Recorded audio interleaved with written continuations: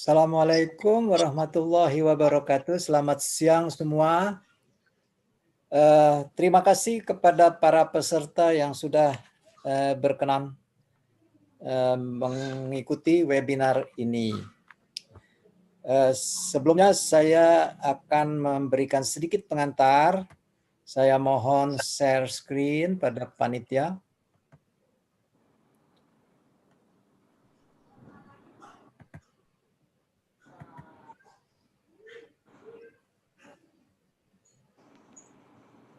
Tolong di share screen.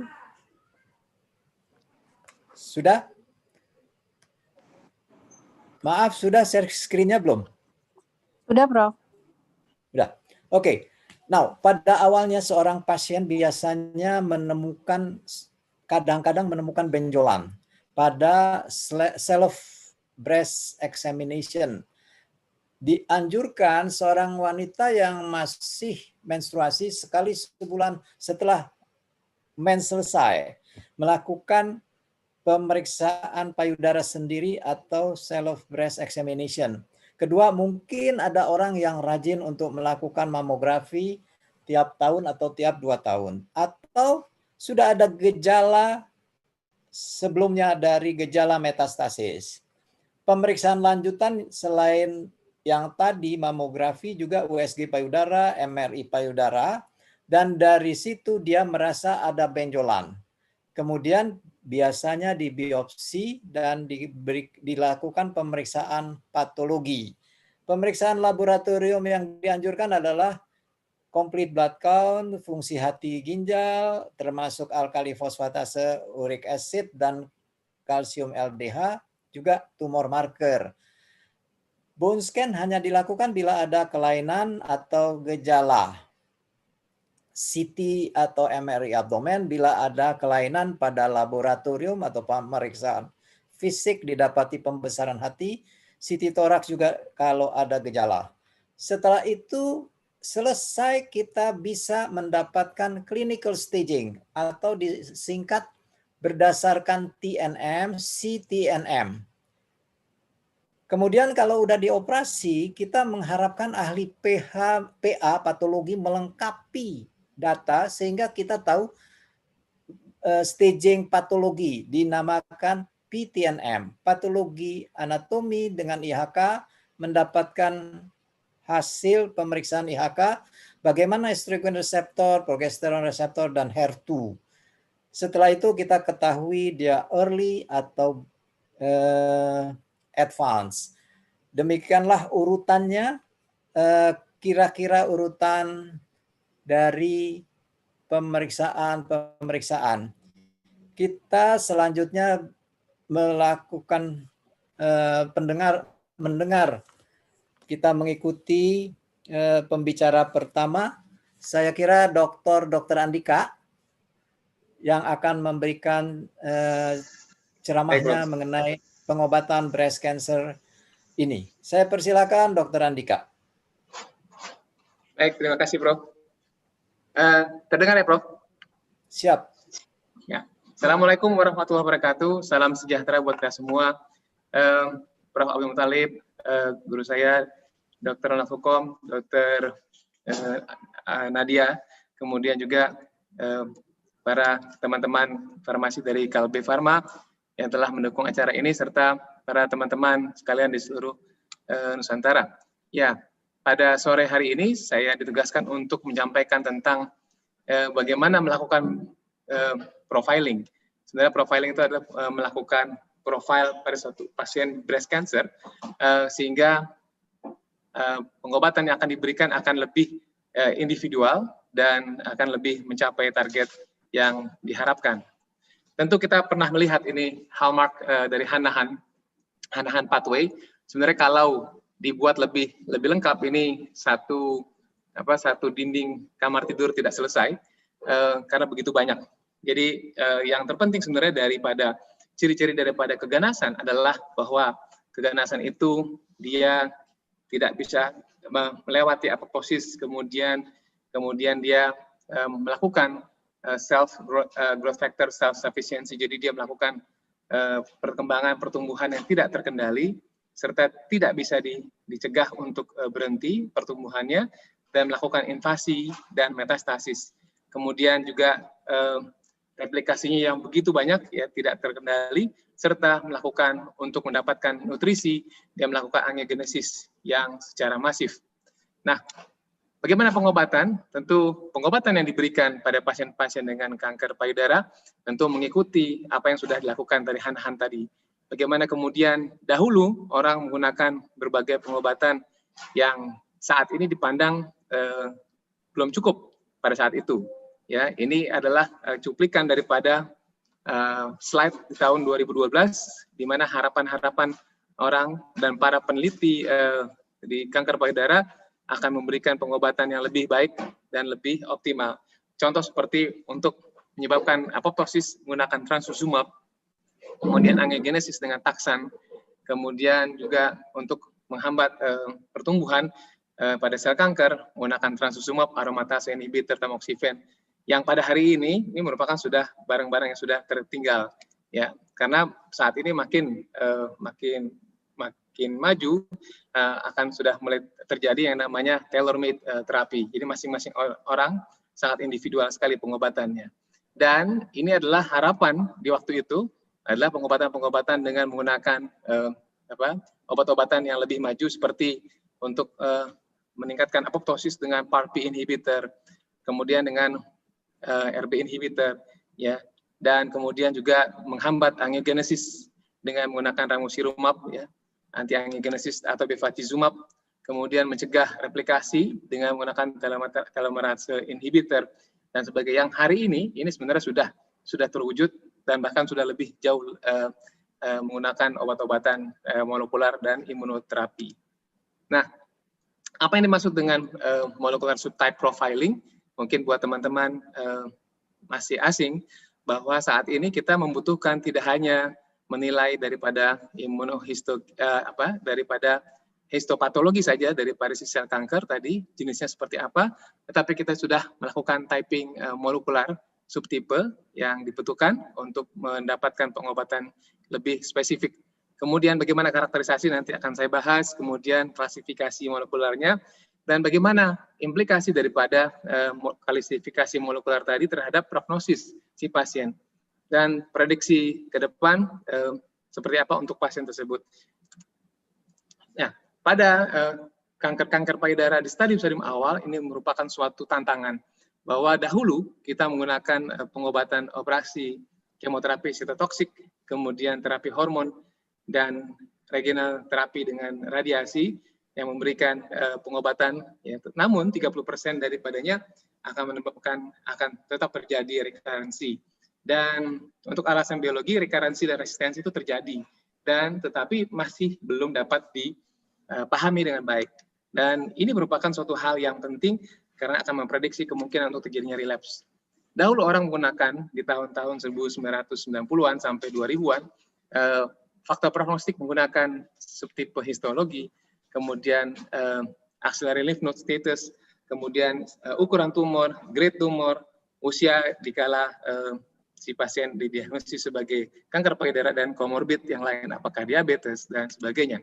Dan ini adalah klasifikasi histologi yang lama sebelum ditemukannya klasifikasi subtipe molekular, di mana kanker payudara dibagi atas karsinoma in situ dan karsinoma invasif, infiltrasi, ya, di mana dibagi atas duktal dan lobular karsinoma, serta pada yang invasif kita akan melihat ada lobular invasif, duktal invasif, kemudian mucinosum, infiltrating, dan sebagainya, yang sampai pada hari ini belum cukup untuk memberikan pengobatan yang maksimal dan paripurna buat pasien-pasien dengan kanker payudara.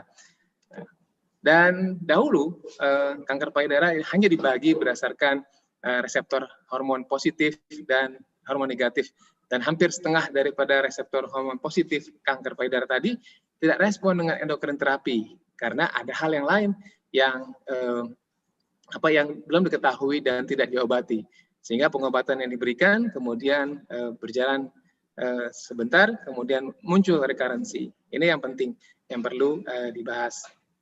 Nah, klasifikasi untuk tumor payudara sendiri secara histologi maupun berdasarkan hormonal sensitif penting, tetapi tidak cukup untuk memberikan perlindungan, tidak cukup untuk memberikan pengobatan lebih lanjut dan memprediksi apakah si pasien akan mengalami relapse atau tidak. Ini adalah penelitian yang dipublikasi di jurnal Nature yang menggunakan melihat memotret tumor payudara pada manusia. Didapatkan ada 8.102 gen manusia dari 42 individu yang berbeda. Begitu banyak dan dengan variasi yang begitu besar dengan pola-pola ekspresi gene yang berbeda. Dan variasi-variasi yang multidimensi ini menyebabkan berbagai perubahan gen, ya, perubahan gen yang masing-masing independen, ya, dan bervariasi sehingga akan menyebabkan resistensi yang tinggi tidak lama setelah pengobatan dilakukan, pengobatan konvensional maksudnya begitu. Dan kemudian orang mulai melihat apakah bisa dengan melakukan genotyping, ya. Ini dapat dilihat di sini dari klasifikasi molekular, dapat kita lihat yang di atas adalah klasifikasi melihat pada mereka dengan hormonal positif, kemudian yang merah jambu yang D, ini kita dapat melihat bagaimana klasifikasi molekular pada pasien dengan CRBB itu atau HER2 positif dan mereka dengan basal type, ya. Kemudian analisis cluster secara hierarki yang tadi itu menggunakan intrinsic gene yang ada menunjukkan bahwa ya masing-masing pembagian hormon positif dan negatif itu ternyata tidak hanya seperti itu, tidak sesederhana itu. Dan terdapat subtipe molekular ada 4, baik luminal, kemudian norma breast-like, HER2 dan basal-like. Kemudian pola-pola ekspresi pada gene pada kanker payudara tadi dibedakan berdasarkan subkelas tertentu. Dan grup peneliti ini mendapatkan bahwa estrogen reseptor positif pada luminal group dapat dibagi atas luminal A dan luminal B. Saya menceritakan bagaimana proses akhirnya, yang pada akhirnya kemudian kita mendapatkan adanya subtipe luminal A, B, kemudian ada basal-like, triple negatif, dan HER2 overexpress. Dan ternyata memang dari pemeriksaan dari penelitian itu didapatkan bahwa ternyata subtipe tersebut menghasilkan hasil keluaran klinik yang berbeda, ya, bahwa pada pasien-pasien dengan estrogen positif yang luminal A ternyata memberikan survival yang jauh lebih tinggi dibandingkan dengan luminal B maupun basal-like ataupun dengan mereka dengan CRBB2 yang positif, ya. Ini ada beberapa penelitian yang dikumpulkan tetap menunjukkan bahwa mereka dengan hormonal positif luminal A ini memberikan hasil survival yang jauh lebih tinggi. Dan jika dilihat dari bagan ini, kita dapatkan bahwa molekular subtipe daripada kanker payudara itu akhirnya didapatkan dibagi atas luminal A, B, basal-like, normal-like breast cancer, kemudian dengan HER2 neu positif.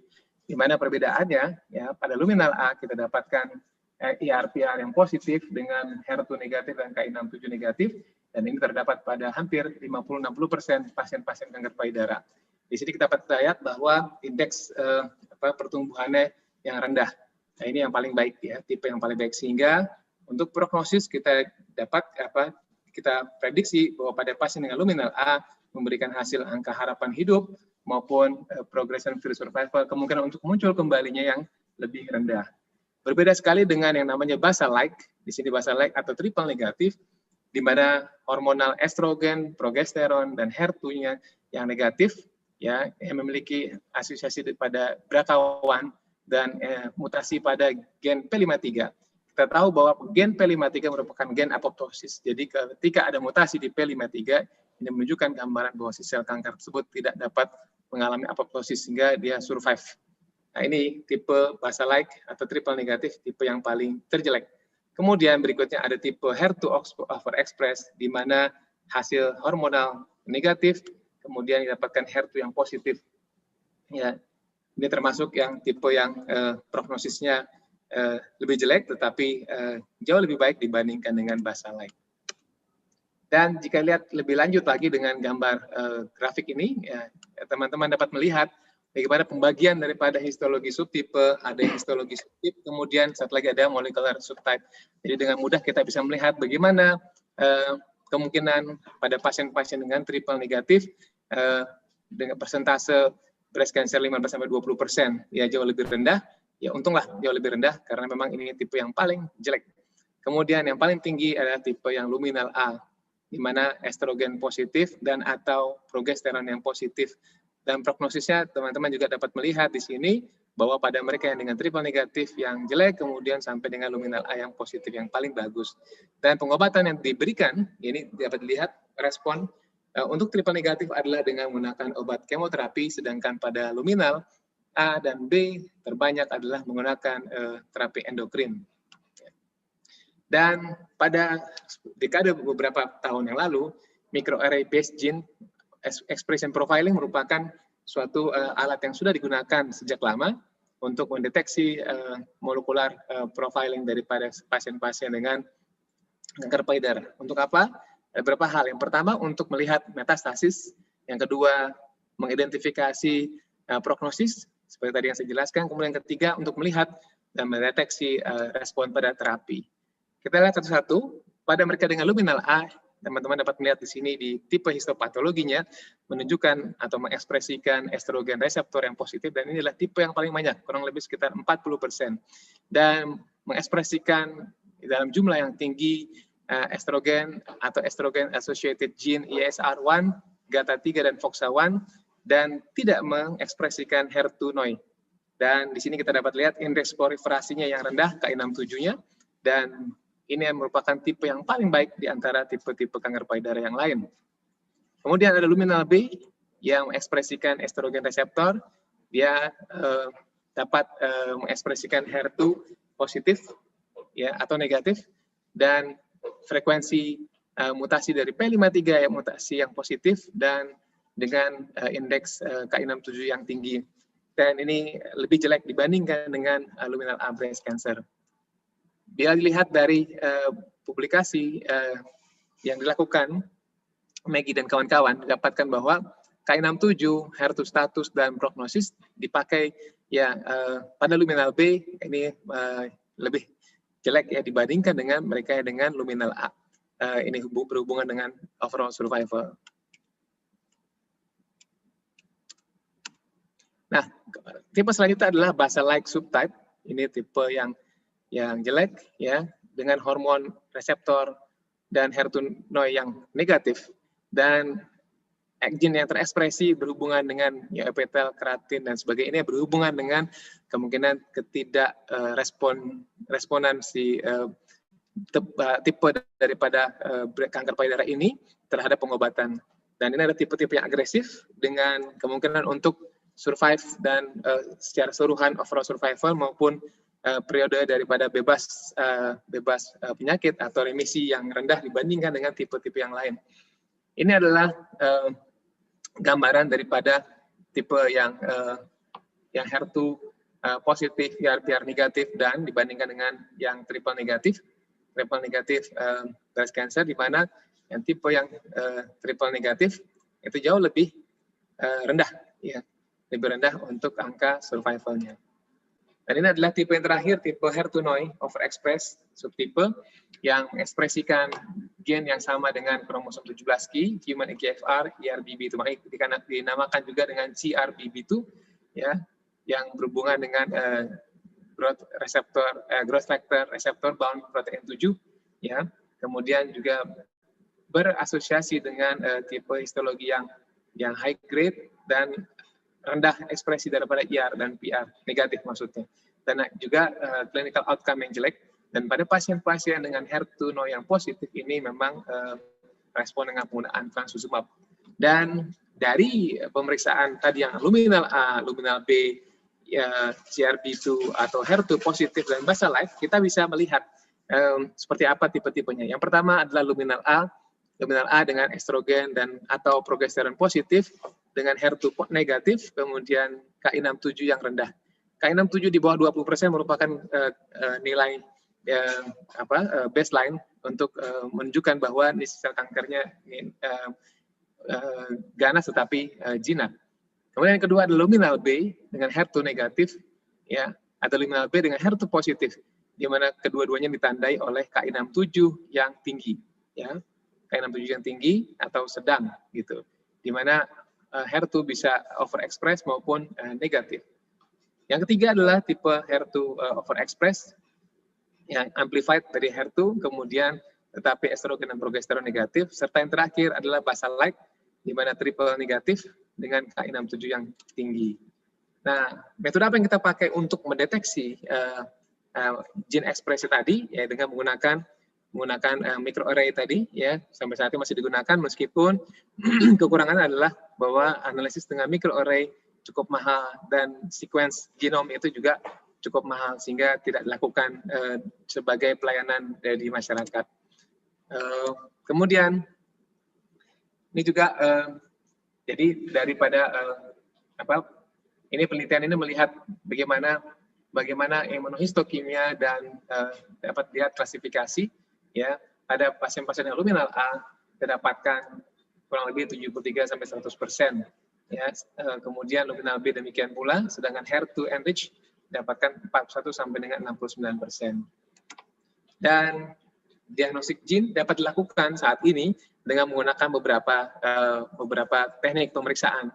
Namun harganya masih mahal, sekitar 4.000 US dollar dengan menggunakan MammaPrint, Oncotype DX ini yang saat ini sedang dan sudah ada yang termasuk Kalbe untuk melakukan melayani pemeriksaan ini, namun harus dibawa ke luar negeri. Trialnya adalah MINDAQ trial, ya, untuk melihat sebenarnya MammaPrint ini juga digunakan untuk melihat selain melihat prognosis recurrency dalam 5 tahun, dia juga dipakai untuk memprediksi apakah pada pasien dengan hormonal yang positif merupakan yang high risk, yang memerlukan kemoterapi kah, ataukah cukup dengan hormonal terapi. Kemudian yang terakhir, kita lihat di sini alasan mengapa pentingnya dilakukan typing molekular subtipe pada kanker payudara adalah untuk memprediksi bahwa di sini kita dapat lihat pada pasien-pasien yang luminal A dan luminal B tentunya yang sebenarnya adalah lebih sensitif terhadap hormonal terapi, ternyata pada pemberian kemoterapi neoadjuvan sendiri memberikan hasil yang jelek ya, dibandingkan dengan mereka yang dengan basal-like dan HER2 dalam hal respon pengobatan. Dan pada akhirnya ini adalah kesimpulan, kita ingin sebenarnya adalah pada pasien-pasien kita nanti ketika dibawa ke dokter onkologi, medical onkologi, sudah dengan prediksi seperti ini, bahwa pada pasien misalnya katakanlah Anda mengirimkan pasien dengan kanker payudara, ductal invasif dengan T2N1M0 katakanlah seperti itu, kemudian sudah dilakukan pemeriksaan, ternyata PI3K activating mutation-nya positif, kemudian diberikan pengobatan, ya ada HER2 positif juga, dan diberikan beberapa pengobatan yang diberikan seperti TDM1, PI3K triamisin, kemudian dengan telomerase aktivasi TIP-BLU misalnya dengan pemberian obat sebagai monoklonar antibody anti-VEGF dengan ramucirumab, kemudian diberikan juga dengan sumab. Dan dengan hasil tersebut kita harapkan dengan molekular subtyping ya yang saat ini sebenarnya sudah bisa kita kerjakan akan mereduksi kemungkinan si pasien untuk recurrent 10 tahun. Kalau dulu 5 tahun, sekarang sudah 10 tahun resikonya recurrent dari 63% menjadi 4%.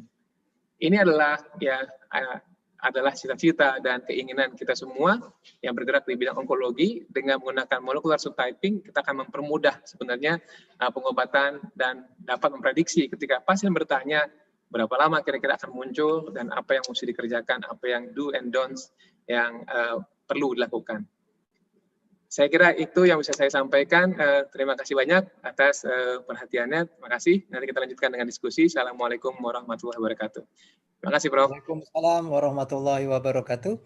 Saya lanjut saja. Kalau bisa pertanyaan mulai di chatting sekarang kepada yang pembicaranya langsung. Pembicara kedua adalah Dr. Ronald Alexander Hukom, spesialis penyakit dalam, konsultan hematologi onkologi medik. Saya persilakan Dr. Ronald Hukom.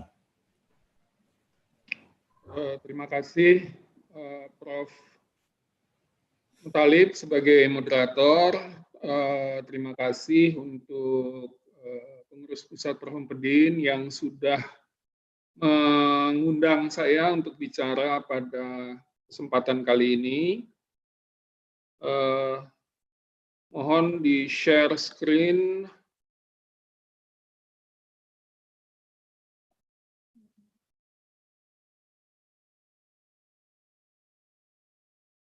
Iya, jadi saya rasa sudah terbaca. Jadi saya diminta mempresentasikan mengenai pengobatan kanker payudara. Jadi breast cancer treatment, what, when, who, and how. Kalau kita lihat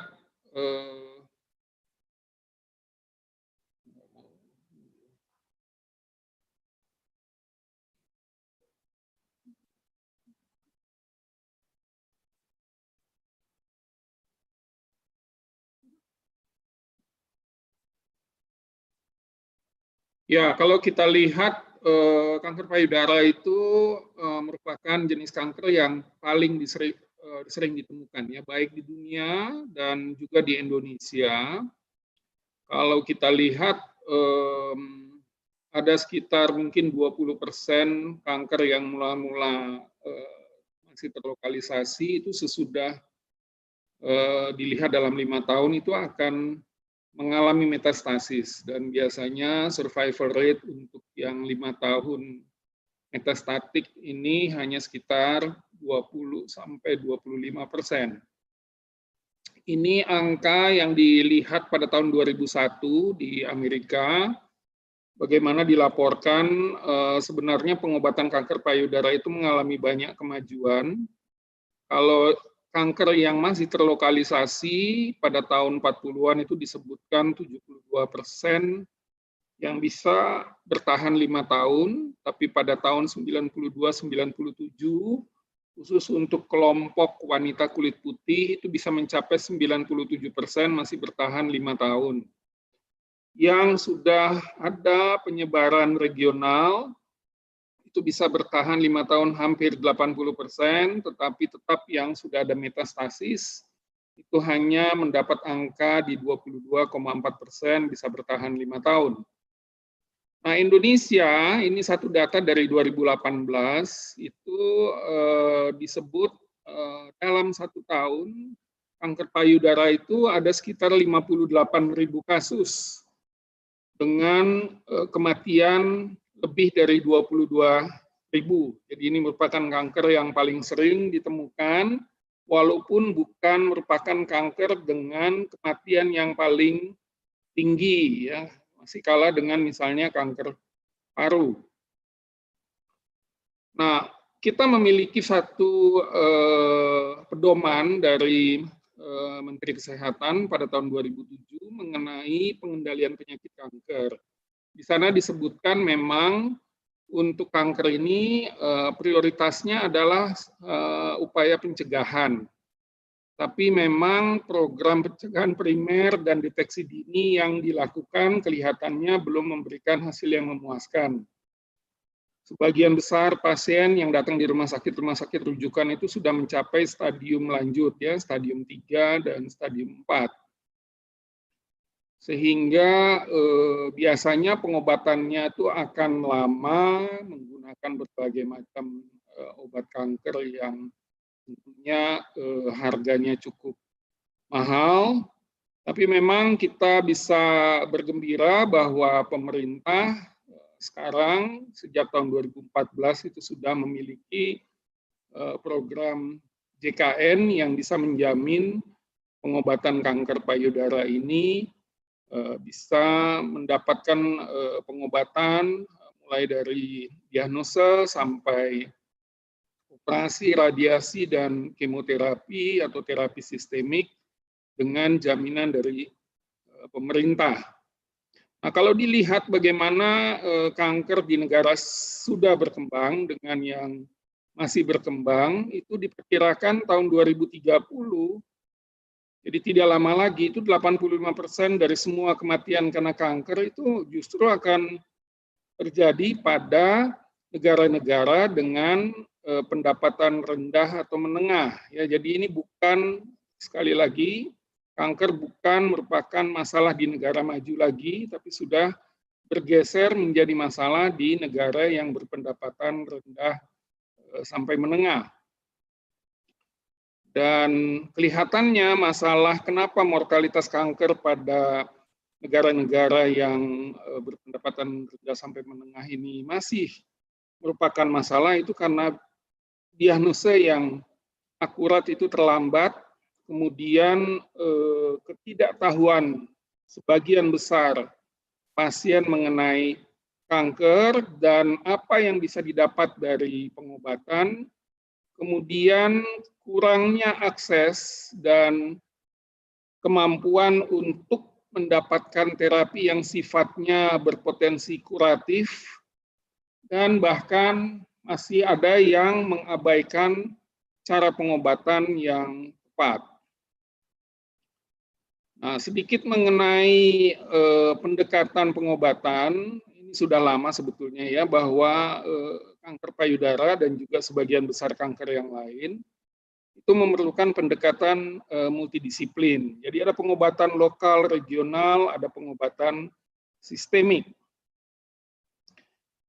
Kanker payudara itu bisa sembuh, ya seperti yang kita bisa lihat di Amerika dan Eropa, angka kesembuhan dalam 40 tahun terakhir pada banyak jenis kanker itu meningkat tajam. Ya, sebagai contoh ini saya ambil di Inggris, kanker payudara itu sekarang memiliki harapan hidup secara keseluruhan itu bisa 80% sejak diagnosa ditegakkan, ya, dibandingkan misalnya 50 tahun lalu, hampir 50 tahun lalu itu cuma 40%. Nah, yang menjadi masalah di Indonesia, kita masih kembali tadi ya, pencegahan, deteksi dini, kemudian mungkin ya kompetensi sementara dokter di dalam memberikan pengobatan, dan juga tentunya kerjasama multidisiplin di beberapa daerah yang mungkin masih harus ditingkatkan. Saya ambil contoh dulu nih, saya bertugas di puskesmas di ujung Pulau Seram, Maluku, berbatasan dengan Papua. Memang di sana ya dokternya cuma sendiri gitu. Jadi kita mengerjakan semua tindakan, bahkan pada teman-teman yang memiliki rumah sakit umum daerah itu melakukan operasi ya. Jadi dokter umum melakukan operasi. Tapi tentunya makin kita ke provinsi, makin kita ke daerah yang maju, kita akan memerlukan teman-teman sejawat yang lain. Jadi untuk kanker itu jelas kita memerlukan kerjasama multidisiplin. Ada onkologi medik, ada bedah onkologi, ada radioterapis, ada ahli patologi, ahli radiologi, dan sebagainya untuk mendapatkan hasil yang terbaik untuk setiap pasien yang kita hadapi.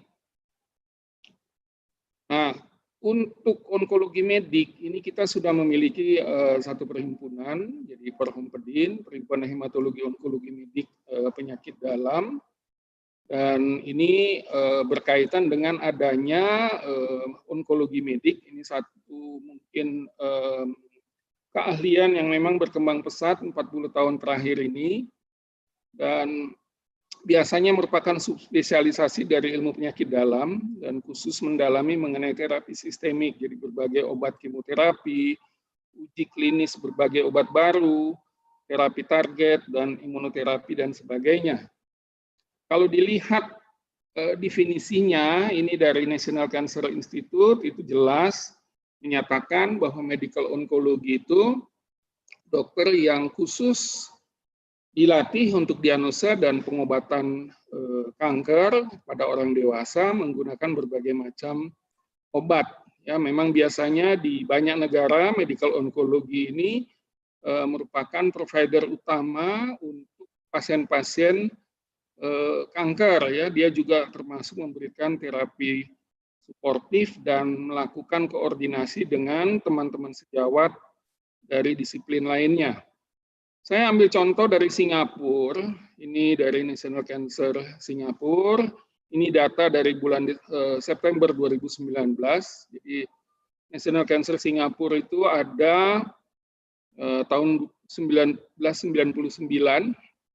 itu pada September 2019 mereka sudah memiliki tenaga dokter onkologi medik, itu konsultan senior 27, konsultan onkologi biasa 13, dan ada associate konsultan 4. Jadi kalau dilihat ada sekitar 44 tenaga onkologi medik yang memang kalau dibandingkan dengan misalnya di sini ahli bedah, terlihat memang perbandingannya jauh lebih banyak pada tenaga yang onkologi medik.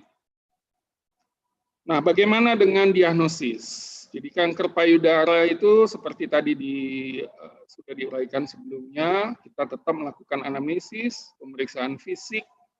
Pemeriksaan fisik ini untuk melihat besar tumor misalnya, kemudian kelenjar-kelenjar, maupun apakah sudah ada tanda metastasis. Kemudian biasanya kita akan melakukan beberapa pemeriksaan penunjang, USG payudara, mamografi, dan untuk memastikan diagnosa biasanya diperlukan pemeriksaan patologi. Jadi ada tindakan biopsi tumor. Ya.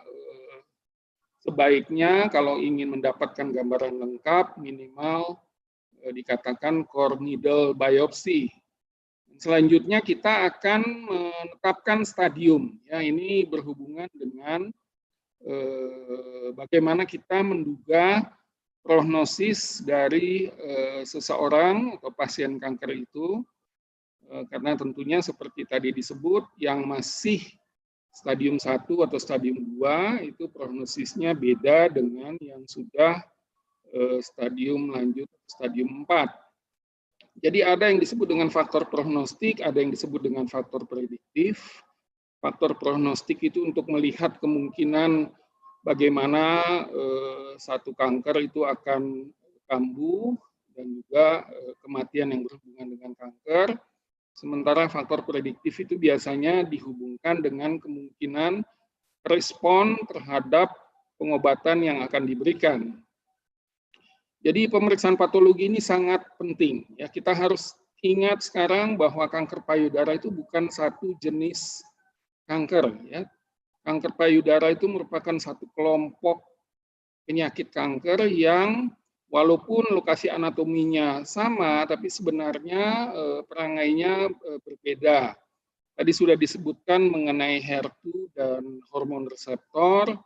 Jadi HER2 positif pada kanker payudara itu biasanya ditemukan pada 20-25% kasus, sementara yang reseptor estrogennya positif itu pada sekitar 75% kasus. Dan penetapan HER2 maupun hormon reseptor ini oleh laporan patologi itu sangat penting, sangat esensial dalam kita melanjutkan pilihan pengobatan.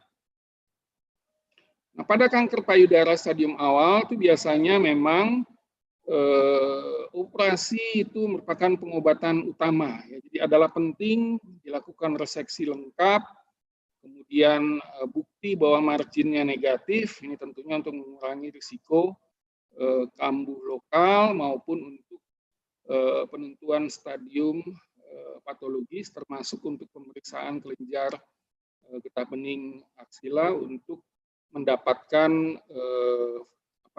prognosis tadi ya, stadium dan berhubungan dengan prognosis. Kemudian kanker payudara stadium awal itu juga banyak yang masih mendapatkan pengobatan tambahan. Ini biasanya ditujukan untuk mengobati kemungkinan mikrometastasis, yaitu sel kankernya sudah lolos dari payudara, sudah lolos dari kelenjar getah bening regional. Jadi walaupun dia belum memiliki tanda metastasis, kita kadang-kadang sudah melakukan pengobatan tambahan, misalnya pada tumor yang besar sekali, pada tumor yang sudah jelas, kelenjar-kelenjar di sekitarnya sudah positif, itu memerlukan terapi adjuvan. Nah, mengenai operasi, sekarang kita memiliki pilihan di samping yang kita sudah tahu mastektomi radikal ya, sekarang disebut bahwa mungkin banyak kasus tidak lagi memerlukan operasi yang radikal ya, kita bisa lakukan lumpektomi, kemudian diseksi kelenjar itu bisa dilakukan secara sentinel biopsi. Ini yang dimaksud dengan sentinel lymph node biopsi ya. Jadi kita menyuntikkan bahan blue dye biasanya di area tumor, kemudian dilihat kelenjar-kelenjar yang sekitarnya itu yang mana yang sudah positif. Jadi apabila sudah negatif, kita mungkin tidak perlu melakukan diseksi aksila. Tapi yang harus diingat, sentinel node biopsi ini juga memerlukan teknologi atau memerlukan pelatihan yang khusus. Nah, kemudian mengenai pembedahan 1-2 mastektomi atau breast conserving surgery, itu kadang-kadang kita harus ingat bahwa mungkin sebelum operasi itu bisa dilakukan pemberian terapi sistemik atau dikenal dengan kemoterapi neoadjuvan, terutama pada tumor-tumor besar yang mengharapkan masih bisa dilakukan breast conserving surgery, jadi tidak dilakukan mastektomi. Kemudian kita juga mengenal sekarang ada oncoplastic surgery, ya, jadi ini juga memerlukan bantuan dari ahli bedah plastik biasanya untuk juga bisa menjamin bahwa hasil operasi pada pasien-pasien ini secara kosmetik tetap bagus, jadi memuaskan untuk pasien, sekaligus tetap menjamin kontrol yang baik pada ujung-ujung tumornya. Nah, pada stadium 3 ini kita bisa melihat operasi sekarang makin berkurang. Sering kita mulai dengan mempertimbangkan mengecilkan tumornya dulu dengan terapi sistemik. Dan biasanya nantinya diharapkan bisa dilakukan operasi konservasi payudara. Nah, pada radiasi itu juga dikatakan mungkin nanti satu saat kita bisa mengurangi radiasi yang terlalu luas, yang juga membawa efek samping yang tidak enak untuk pasiennya. Ya. Jadi sekarang ada partial breast radiation, ada yang dibilang hipofraksinasi, dan sebagainya. Nah, untuk mastektomi, radiasi itu bisa juga sebagai terapi adjuvan, khususnya kalau tumornya besar, atau ada inflamasi yang sudah mengenai kulit, ada kelenjar yang positif cukup banyak, dan seterusnya termasuk kalau ujung sayatan operasi itu ternyata masih positif dengan sel kankernya. Ya, kembali kita bicara mengenai terapi neoadjuvan. Jadi stadium 2, 3A, 3B itu bisa dilakukan terapi adjuvan untuk tujuan breast conserving surgery.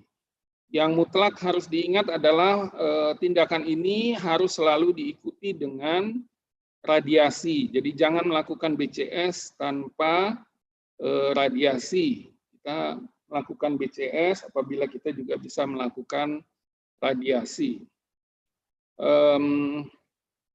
Ya, tindakan terapi neoadjuvan juga bisa antara lain untuk melihat bagaimana prognosis selanjutnya, karena dia bisa mendapatkan angka yang disebut pathologic complete response, ya. Jadi laporan patologinya akan menyebutkan apakah tercapai PCR atau tidak. Kalau dilihat terapi neoadjuvan ini sudah ada dari hampir 20 tahun yang lalu, ya. Ini saya baru bisa mendapat sampai mencari sampai tahun 2004, itu NCCN sudah menganjurkan semua stadium 3, 3A, 3B, 3C itu bisa dilakukan. Tapi belakangan juga yang stadium 2, T2N0, M0 sampai T3N1, M0 itu bisa diberikan kemoterapi neoadjuvan apabila ada pertimbangan untuk melakukan breast conserving treatment.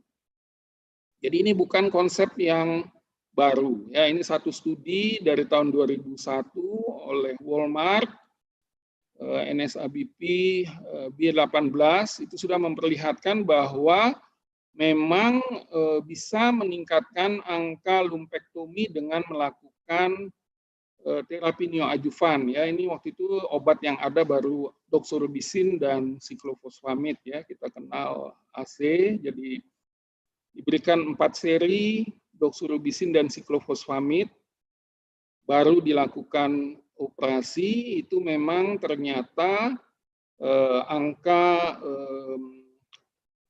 complete responsnya itu secara patologis waktu itu cuma 13%, tapi ini sudah suatu angka yang waktu itu cukup tinggi, sehingga penelitian-penelitian lanjutan untuk kasus-kasus yang mendapatkan kemoterapi neoadjuvan ini makin banyak. Ini satu lagi hasil dari B18 itu, kalau dilihat di sini mungkin tidak begitu nyata, tapi yang paling atas itu adalah yang mencapai pathologic complete response. Memang survivalnya ternyata akan lebih tinggi dibandingkan misalnya yang paling bawah, ya, yang no response. Itu terlihat benar bagaimana survival rates-nya berbeda pada yang mencapai pathologic complete response. Ini satu studi lain, B27, ini melihat sesudah ada waktu itu taksan ya, docetaxel, jadi AC diikuti dengan docetaxel sebagai kemoterapi neoadjuvan. Jadi 4 AC, 4 docetaxel baru dilakukan surgery dibandingkan dengan hanya 4 kali AC, ikuti dengan operasi, kemudian baru taksan atau langsung dengan radioterapi. Jadi ada 3 arm kalau dilihat di sini.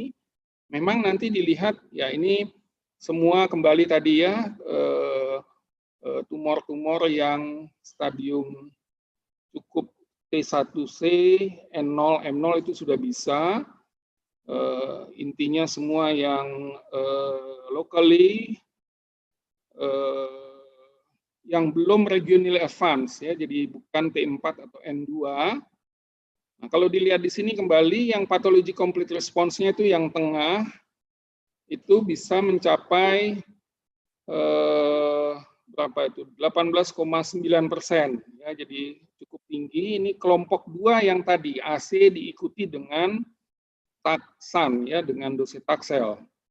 Dan overall survival-nya kalau dilihat yang mencapai pathology complete response dibandingkan yang tidak mencapai pathology complete response, yang kuning itu adalah yang mencapai pathology complete response, memang angka overall survival-nya lebih baik dibandingkan yang tidak mencapai pathology complete response. Jadi juga dikatakan studi ini menunjukkan bahwa tercapainya pathology complete response itu akan berhubungan dengan meningkatnya overall survival maupun disease free survival pada semua kelompok yang mendapatkan kemoterapi neoadjuvan.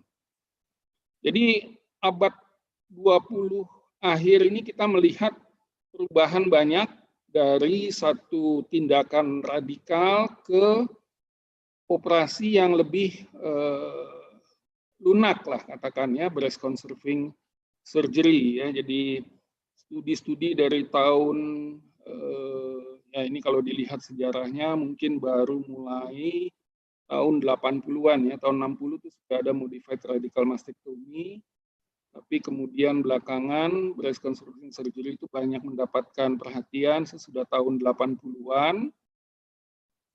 Dan ini berhubungan antara lain dengan terapi neoadjuvan. Jadi kalau dilihat di sini Hortobagi itu tahun 83, kemudian Jequilat pada tahun 90 menunjukkan bahwa memang semua stadium yang akan mempertimbangkan breast conserving surgery itu bisa diberikan kemoterapi neoadjuvan. Nah, yang harus diingat tetap obat-obat kemoterapi ini untuk mencapai pathology complete response itu harus mendapatkan dosis yang cukup, dalam tanda kutip ya mungkin tinggi, dan ini tentunya akan berhubungan juga dengan angka efek samping yang mungkin juga harus diperhatikan ya, jadi termasuk neutropenia. Jadi kita harus selalu ingat kita mencapai hasil yang lebih baik, mungkin PCR lebih tinggi, tapi juga kita harus mengingat kemungkinan adanya efek samping demam, infeksi, dan ya walaupun jarang sekali bisa mengakibatkan kematian. Jadi semua kasus stadium 2 sampai 3A bisa ditawarkan kemoterapi neoadjuvan. Nah, sekarang sedikit mengenai HER2, tadi Dr. Andika sudah sebut-sebut, ini proto-oncogene berhubungan dengan epidermal growth factor receptor, ada pada 25 atau sampai 30% kanker. Anti-HER2 itu yang paling banyak diteliti dan memang yang awal itu trastuzumab. Jadi dia akan menghambat overekspresi dari HER2 ini, dan sekarang sudah mendapatkan persetujuan untuk kasus metastatik maupun sebagai terapi adjuvan dan neoadjuvan. Ini berbagai studi yang kalau kita bisa lihat di sini dengan neoadjuvan trastuzumab itu memberikan angka patologi complete response, ada yang sampai 20-28%. Jadi kombinasi trastuzumab dengan kemoterapi pada HER2 positif bisa digunakan untuk neoadjuvan. Ini satu studi NOAA mau melihat kalau hanya kemoterapi saja dibandingkan dengan kemoterapi ditambah trastuzumab sebagai neoadjuvan. Kalau dilihat di sini ya, pada yang locally advanced ternyata memang yang kemo dengan trastuzumab yang merah itu mencapai angka PCR hampir di studi ini 40% ya. Kalau yang hanya kemo saja mungkin mendekati 20% pada yang HER2 positif. Sementara yang tadi disebut sebagai kelompok triple negatif itu ternyata di studi ini memang angka patologi complete response-nya itu paling rendah. Studi lain, Neosphere, ini juga mau melihat terapi neoadjuvan dengan menggunakan dose trastuzumab. Ini sudah dengan ditambah lagi anti HER2 yang kedua, jadi pertuzumab. Kemudian dilihat sudah operasi mendapatkan kemoterapi 3, FEC, fluorouracil epirubicin cyclophosphamide dengan trastuzumab. Kembali kita lihat di sini yang mendapatkan kemoterapi dengan trastuzumab dengan pertuzumab, jadi 2 anti HER2 itu memiliki angka PCR rate yang paling tinggi. Jadi sangat penting mencapai patologic complete response karena akan berhubungan dengan survival yang tinggi. Sebaliknya yang tidak mencapai PCR itu akan memiliki prognosis yang lebih buruk. Ada pertuzumab ya, jadi selain trastuzumab sekarang bisa. Jadi ini ada studi pada orang Asia, ini juga udah randomized phase 3, PEONI study, menggunakan pertuzumab, trastuzumab, dan docetaxel, early atau locally advanced breast cancer sebagai neoadjuvan, ternyata juga memberikan hasil yang baik. Ada studi lain, ini 2019, kalau tidak salah dilaporkan di Kongres American Society of Clinical Oncology, Keynote 522, dan memang yang mendapatkan pembro, ini satu obat imunoterapi yang baru, itu juga bisa memberikan hasil yang secara statistik bermakna dari segi PCR-nya. Ya, ini studi lain, tapi intinya kemoterapi neoadjuvan akan meningkatkan angka kemungkinan untuk breast conservation. Nah, yang harus diingat, ada syarat-syarat yang juga harus diperhatikan untuk memberikan terapi neoadjuvan. Ya, jadi biopsinya tadi, imaging, ada pemeriksaan fisik, ada follow-up atau pemeriksaan kardiologi yang harus juga diingat, ada obat-obat yang kardiotoksikitasnya cukup tinggi, termasuk trastuzumab. ada pemasangan clips ya. Jadi secara teknis ini juga harus dibiasakan ahli bedahnya memasang clips untuk menentukan batas yang akan dinilai untuk nanti penilaian clinical response, apakah mencapai complete clinical response, dan patologinya akan fokus pada daerah yang sudah ditandai. Ya, jadi yang kita lihat pada locally advanced breast cancer itu tadi harus ada radioterapi kalau dia melakukan breast conserving surgery. Jadi ini selalu harus diingat. Ini lagi ada Pan Asian ESMO Clinical Practice, ini juga untuk menunjukkan bagaimana banyak negara di dekat kita, negara-negara tetangga ya, ini Korea, ada China, ada Jepang, Malaysia, Singapura.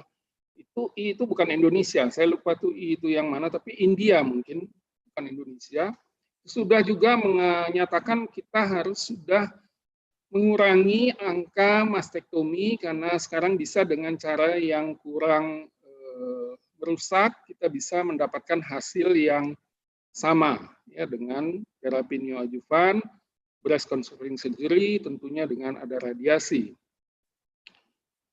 Nah, kita beralih sedikit ke yang sudah stadium 4. Kalau dia sudah stadium 4, ini tidak dapat sembuh, tetapi bisa diobati. Ya. Ada banyak sekali obat seperti yang terlihat di sini yang bisa diberikan secara sekuensial. Jadi, jarang kita harus sampai kombinasi, tapi lebih sering kita memberikan single sequential kemoterapi. Tujuannya adalah terutama tadi kontrol penyakitnya, perpanjang masa hidupnya, tapi tetap dengan kualitas hidup yang baik.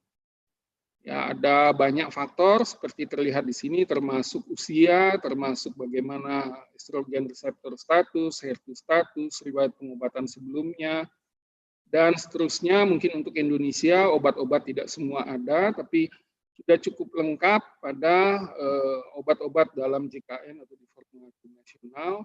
Saya ambil satu contoh di sini, ini pasien dari tahun 2005, dia sudah ada kanker payudara dengan efusi pleura yang secara sitologi positif. Waktu itu kita hanya bisa memberikan docetaxel dengan doxorubicin 6 siklus, kemudian belakangan karena masih ada nodul, kita berikan paclitaxel dengan capecitabine juga 6 siklus. Dan ternyata pasien ini sampai sekarang masih bisa bertahan, jadi sudah hampir 15 tahun. Jadi ini contoh bagaimana kanker payudara bahkan yang stadium 4 itu masih mungkin untuk tertolong, untuk tetap survive untuk waktu yang lama ya. Pasien ini masuk tahun ke-15. Nah, ini bisa dilihat juga di Amerika bagaimana obat-obat baru itu makin meningkatkan breast cancer survival ya. Paling bawah tuh tahun 74, 79, yang paling atas tuh 95 sampai 2000. Bagaimana angka survival itu meningkat dengan cukup tajam. Ya, ini kembali American Cancer Society menyebut stadium 0 sampai 1 itu 100% akan 5 tahun bertahan, stadium 2 93, stadium 3 72%, stadium 4 masih 22%, walaupun ada catatan pada subtipe tertentu, misalnya di sini yang HER2 positif, itu masih bisa 40 sampai 50% bertahan 5 tahun. Ya, jadi intinya kita memberikan terapi sistemik pada kanker payudara yang advance, itu yang paling penting adalah mungkin membuat kanker payudara itu menjadi satu keadaan yang kronik ya, penyakit kronik seperti penyakit kronik, apalagi dengan banyaknya obat-obat baru yang ada sekarang. Ya, ini contoh bagaimana kita sekarang banyak sekali melihat penelitian obat-obat baru, jenis obat baru yang mungkin belum semua bisa digunakan, tapi tentunya dalam 5 tahun ke depan banyak sekali studi mengenai obat-obat baru ini yang akan banyak membantu kita untuk meningkatkan angka survival pada kanker payudara, terutama yang sudah metastatik. Ya, ini satu contoh hormon reseptor positif yang HER2 negatif. obatnya sekarang sudah ada di Indonesia. Kita mengenal sekarang ada CDK4/6 inhibitor. Jadi ini satu cara imunoterapi yang khusus untuk saat ini metastatic breast cancer yang hormon reseptor positif, HER2 negatif. Ya, ada 3 obat yang sekarang sudah dikenal dengan hasil yang sudah cukup kuat, palbociclib, ribociclib, abemaciclib. Ini bisa untuk memperpanjang hasil atau memperbaiki survival kasus MBC.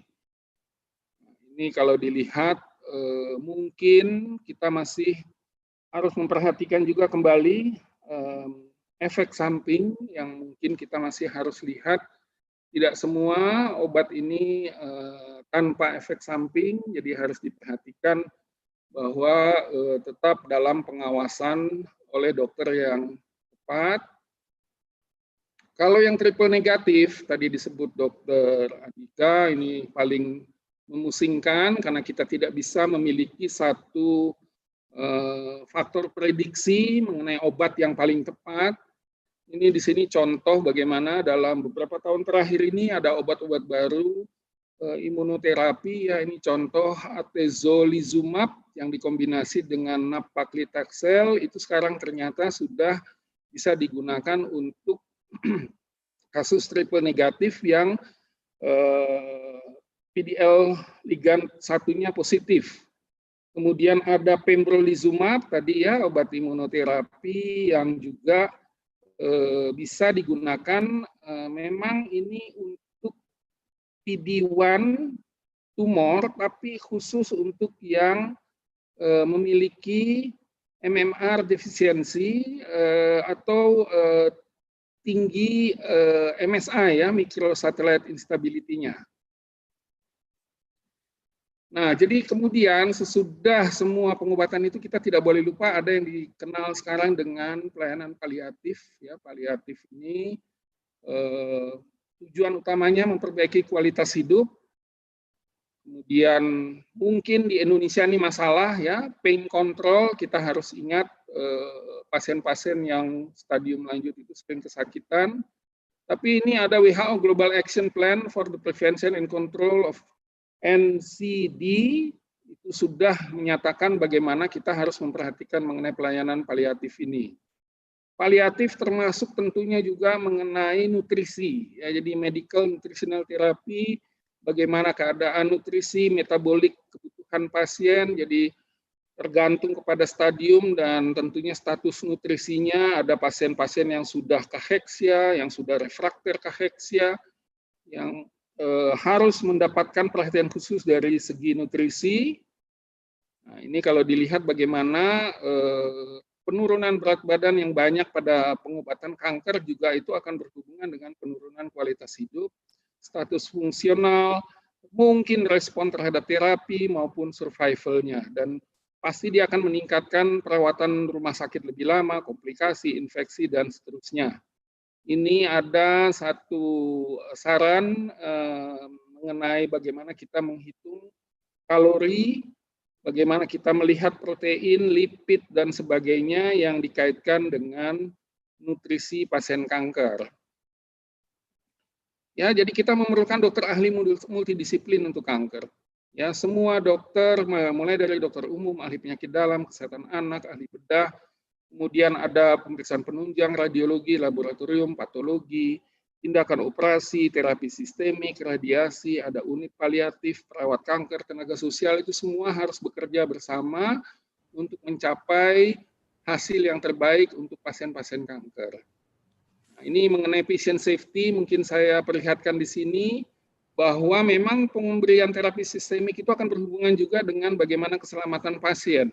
Cara kita meresepkan, memesan, mencampur obat, pemberian obat-obat kanker itu bukan tanpa bahaya. Ya, jadi harus diperhatikan semua titik proses penggunaan obat itu memiliki potensi untuk kesalahan. Ya, bahkan di negara maju tingkat kesalahan itu katanya bisa sampai 8%, 8,1%. Di mana dari kesalahan-kesalahan ini 19 bahkan sampai 67% itu menimbulkan potensi bahaya untuk pasien. Sehingga American Society Clinical Oncology dengan Persatuan Perawat di sana itu sudah beberapa tahun sekali mengeluarkan bagaimana kemoterapi itu harus memiliki safety standard yang jelas, yang harus dipatuhi apabila kita ingin menggunakan terapi sistemik pada pasien kanker. Ini ada berbagai laporan, contoh studi saya kutip di sini yang menunjukkan bagaimana seriusnya masalah-masalah yang berhubungan dengan pengobatan salah pada obat-obat kanker. Nah, ini satu contoh yang mungkin bisa kita juga lihat. Kita tahu misalnya pada dunia penerbangan, pada industri nuklir itu ada sekarang yang dikenal dengan normal accident theory. Jadi mereka itu mempelajari, menganalisa kemungkinan kegagalan, kemungkinan pesawat jatuh, kemungkinan bahaya dari industri nuklir dari berbagai sistem, dari berbagai segi, sehingga akhirnya kita akan melihat bahwa memang penerbangan maupun industri nuklir itu tetap merupakan suatu industri yang aman, ya. Kita tidak perlu yakin untuk tidak perlu takut untuk menggunakan pesawat terbang untuk pergi ke mungkin ke seluruh dunia, ya. Itu sekarang bukan lagi merupakan masalah yang misalnya dibandingkan dengan 50-60 tahun lalu mungkin jauh berbeda. Nah, ini juga untuk pelayanan onkologi, normal accident theory ini bisa digunakan karena kita bisa melihat proses itu diperbaiki, kemudian persepsi dari semua staf untuk terutama keselamatan pasien dan tentunya performance keuangan dari institusi yang memberikan pelayanan. Ya, ini saya mungkin tadi kembali HER2 positif, sekarang ada pertuzumab, ada studi Cleopatra, ini juga menggunakan bagaimana angka survival yang sangat meningkat dengan kombinasi pada yang ini stadium metastatik, ya, kembali pertuzumab, docetaxel pada studi ini memberikan perbaikan 56,5 bulan survival, ya, ini stadium 4 dibandingkan 40,8 bulan yang hanya trastuzumab dengan docetaxel. Ada TDM1, ini menggabungkan trastuzumab dengan kemoterapi di M1, ini biasanya untuk second line atau third line apabila sudah gagal dengan terapi termasuk trastuzumab, lapatinib, taxan sebelumnya. Dan ini ya, blokade HER2 itu tetap harus diingat, sangat penting. Ada banyak pilihan sekarang. Jadi bahwa kanker itu adalah masalah di negara yang sudah berkembang, itu ternyata tidak. Tadi kita sudah lihat bagaimana kanker di negara-negara yang pendapatan rendah maupun menengah itu sekarang merupakan masalah, dan di Indonesia dengan adanya program JKN mungkin kita juga memerlukan satu sistem audit. Kita harus lihat bagaimana memperbaiki atau terus melakukan perbaikan-perbaikan dalam pelayanan untuk kanker, bukan hanya terapi sistemik, tapi mungkin juga mengenai teknik operasi, mengenai radiasi, jangan ada kecelakaan yang tidak perlu, dan sebagainya. Ini ada Global Task Force Report untuk kanker, juga bisa dilihat di sini bagaimana diagnosa yang akurat itu sangat penting, laboratorium patologi yang memang lengkap dan bagus itu sangat diperlukan karena kita akan menjalankan pengobatan sangat tergantung kepada laporan patologi. Kemudian mengenai obat, ini obat-obat esensial dari WHO, saya mau perlihatkan di sini bahwa memang banyak yang untuk kanker, ya. Jadi ini contoh-contoh saja, rituximab ini untuk limfoma, imatinib itu untuk leukemia granulosit kronik, kemudian berbagai obat kemoterapi maupun tadi di paling bawah itu trastuzumab, itu masuk obat esensial WHO. Di Fornas tahun 2019 kita sudah lihat banyak obat-obat targeted ini, walaupun ada yang mungkin belakangan dihapus, ya, bevacizumab, cetuximab sekarang sudah tidak digunakan untuk kanker kolorektal lagi. Jadi cetuximab misalnya hanya untuk head and neck cancer, ya, tapi kita masih banyak lihat obat-obat targeted therapy di dalam Fornas tahun 2019. Ya, ini JKN 2014, ini obat untuk pengobatan kanker, kalau dilihat di sini menempati urutan ketiga sesudah jantung dan gagal ginjal. Dan katanya dari tahun 2014 kita sudah menghabiskan 13,3 triliun hanya untuk penyakit kanker. Ya, jadi jumlah yang sudah cukup besar. Ada tim bersama dalam penanganan kecurangan, ini keputusan bersama Kementerian Kesehatan, Komisi Pemberantasan Korupsi, BPJS Kesehatan, tapi intinya ini adalah mencegah adanya hal yang tidak bagus, termasuk kecurangan-kecurangan yang mungkin berhubungan dengan keuntungan finansial. Jadi diperlukan audit. Audit ini bukan kita mencari-cari kesalahan, tapi memang untuk memperbaiki pelayanan pasien-pasien kita ya, terutama untuk pasien kanker. Dan biasanya audit ini cocok dengan evidence base, dengan medication safety. Jadi memang harus ada selalu audit secara berkala yang memang dimaksudkan untuk memperbaiki apa yang kita bisa lakukan untuk pelayanan pasien. Ya, ini satu contoh di Amerika bagaimana dokter yang paling senior pun bisa mungkin nakal ya, 40% kasus pasien yang kanker di sana dia berikan tidak sesuai dengan guidelines yang ditentukan. Ya, jadi harus ada pengawasan, harus ada audit, termasuk juga untuk obat kanker. Ini harus ya, bukan no blame culture nih. Kalau Pak Ketua Umum PP Perhompedin selalu bilang no blame culture, cuma cari di mana kesalahannya dan perbaikilah. Ini 2014 ada asuransi swasta juga mulai pusing dengan biaya untuk kanker. Jadi sebagai kesimpulan ya memang sekarang kita punya BPJS, tapi kita juga menghadapi masalah yang kaitannya dengan pembiayaan. Sehingga ya harusnya ada dipertimbangkan untuk cost sharing, tapi akses pelayanan berkualitas itu adalah sama untuk semua pasien, ya, pasien kanker juga, pasien kanker payudara juga, dan jelas kita memerlukan adanya tim multidisiplin di berbagai daerah. Kita akan menurunkan angka pemborosan, termasuk untuk biaya dana triliunan yang selama ini dibawa oleh pasien berobat di luar negeri. Terima kasih. Terima kasih banyak, Dr. Ronald Hukom. Kita masih punya waktu kira-kira setengah jam, kalau saya nggak salah.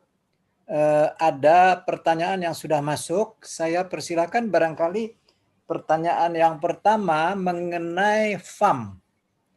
Apakah ada resiko untuk menjadi cancer, berubah menjadi cancer? Barangkali Dr. Andika yang bisa menjawab ini. Baik, terima kasih Prof. Jadi memang FAM maupun kista sebenarnya adalah tumor jinak. Jadi kadang-kadang memang karena dia adalah residif, kemungkinan kemudian kadang-kadang karena sudah sering berulang, kemudian kadang-kadang salah mendiagnosis karena berulang karena dibiarkan, sehingga yang kemudian berubah ada yang menjadi ada tumor baru yang lain yang kemungkinan ganas kemudian dianggap sebagai jinak. Nah, itu yang kadang-kadang terjadi. Tapi yang jelas bahwa FAM dan sekaligus menjawab yang Dr. Andi ya, Prof. Jadi FAM ya, dengan FAM sendiri dan kista sendiri jinak, jadi kemungkinan untuk terjadi ganas rendah. Dan kita bisa membedakan sebenarnya antara FAM dengan early breast cancer. Jadi kalau pada FAM, karena dia merupakan lesi atau sesuatu yang sifatnya inflamatif, nyeri karena bengkak akibat daripada pengaruh hormon. Jadi biasanya FAM itu akan memuncak keluhan nyerinya itu menjelang mau menstruasi, dan posisinya letaknya kebanyakan memang di daerah kuadran atas lateral, jadi di bagian luar ya, kiri atau kanan, kemudian nyeri ya, dan sesuai dengan gambaran ya, kalau pada tumor jinak dia mudah dipegang ya, artinya batasnya jelas, tidak infiltrasi ke otot, kemudian kita bisa megang keseluruhan daripada si badan pada tumor itu, dan kemudian pinggir-pinggirnya permukaannya juga rata. Kita bisa identifikasi.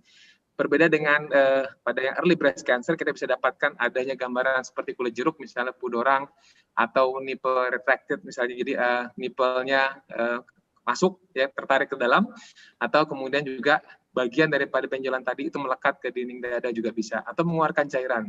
Atau juga ada yang sampai di daerah puting keluar cairan, bahkan yang keluar adalah darah. Jadi kita bisa membedakan. Nah, bagaimana cara mendeteksinya? Kita bisa melakukan pemeriksaan USG dan tambahan dengan mamografi pada mereka dengan usia di atas 40 tahun. Di sana kita bisa melihat apakah tumor atau benjolan tersebut itu mengarah ke arah ganas atau tidak, dan apakah mengandung lesi satelit. Biasanya untuk pemeriksaan USG maupun mamografi dan atau mamografi dilakukan ketika payudara sedang tidak dikontrol oleh hormon. Jadi dilakukan 1 minggu setelah menstruasi selesai. Begitu, Prof. Baik, terima kasih. Ada pertanyaan kedua dari Pak Bos Taman. Saya kira ini pertanyaannya saya rubah sedikit barangkali ya. Faktor risiko kanker payudara bila ada riwayat keluarga yang sakit kanker payudara. Dibilangnya gen HER2. Apakah ada manfaat mencegah terkena kanker dengan tindakan mastektomi profilaksis? Barangkali seperti selebritis, mungkin Angelina Jolie barangkali, mungkin Dr. Ronald. Silakan Dr. Ronald, mungkin di sini maksudnya BRCA kali. Baik, terima kasih Prof. Talib. Ya, memang seperti ditanyakan, kita tahu memang cukup banyak wanita yang merasa khawatir apabila mungkin ya 1-2 saudara dekatnya atau keluarga dekatnya itu sudah mengalami kanker, terutama kalau kanker payudara, misalnya 2-3 orang di dalam satu keluarga itu sudah kanker, tuh yang mungkin keluarga yang lainnya akan khawatir. Saya memang pernah ada satu kasus beberapa tahun yang lalu, itu mungkin 6 bersaudara, sudah 3 yang kanker payudara. Jadi yang datang ke saya ini anak yang tengah, dia bercerita sudah 3 kanker payudara positif. Kemudian dia nanya mengenai apakah saya harus melakukan tindakan pencegahan selain melakukan sadari maupun deteksi dini yang rutin setiap tahun. Nah, memang saya menganjurkan waktu itu untuk dilakukan pemeriksaan genetik yang seperti Prof. Talib tadi sebutkan, periksa saja gen BRCA-nya. Waktu itu Indonesia belum ada. Kita sarankan waktu itu untuk pasiennya pergi ke Singapura. Nah, pada kelompok-kelompok yang memang memiliki gen ini, memang sudah ada institusi atau negara yang melakukan tindakan profilaksis. Dulu dengan misalnya pernah cukup populer berikan saja anti hormon katanya. Tapi belakangan bahkan sampai ke arah yang lebih radikal, dilakukan mastektomi profilaksis. Jadi memang betul di Belanda misalnya atau di Amerika itu sudah ada tindakan mastektomi profilaksis. Tadi ambil contoh misalnya Angelina Jolie itu karena memang dia dapat gen itu dari ayahnya malah kalau saya tidak salah. Jadi dia memilih untuk melakukan mastektomi profilaksis. Yang harus diingat adalah kita harus yakin bahwa pasiennya sudah siap gitu. Jadi yang sudah dimaksud dengan siap itu adalah memang dia merasa bahwa tindakan ini akan lebih baik daripada melakukan deteksi dini yang rutin tahunan, kemudian mungkin ya sadari tadi, dan usianya sudah mendekati, katanya lebih baik kalau sudah di atas 40, jadi sudah mendekati periode menopause, jadi dia tidak akan lagi berharap untuk memiliki keturunan, dia sudah yakin bahwa payudaranya sudah dia tidak perlukan.